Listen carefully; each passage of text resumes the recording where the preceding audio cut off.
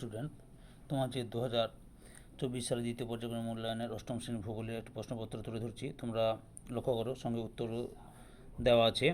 একের দাগে তোমাদের করতে হবে 6টি প্রশ্নের উত্তর দেওয়া আছে, এখানে 6টি প্রশ্নের উত্তর করতে হবে, 6টি প্রশ্নই দেওয়া আছে। 2এর দাগে করতে হবে 3টি প্রশ্ন দেওয়া আছে, 3টি প্রশ্নই করতে হবে, উত্তরও দেওয়া আছে, লক্ষ্য করো। 3এর দাগে বাম স্তম্ভের সঙ্গে ডান স্তম্ভ মেলাতে হবে। বাম স্তম্ভ এবং ডান স্তম্ভ দেখো ঠিক করে লক্ষ্য করো, তার উত্তর লেখা আছে।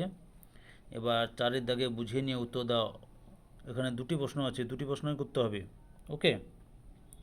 5এর দাগে নিম্নলিখিত প্রশ্নগুলির সংক্ষিপ্ত উত্তর দাও, যে কোনো 3টি। এখানে 3টি প্রশ্ন করতে হবে, কিন্তু দেওয়া আছে তোমাদের 5টি প্রশ্ন দেওয়া, 6টি প্রশ্ন দেওয়া আছে। 6টি প্রশ্নের মধ্যে তোমাদের 3টি প্রশ্ন করতে হবে। এরপরে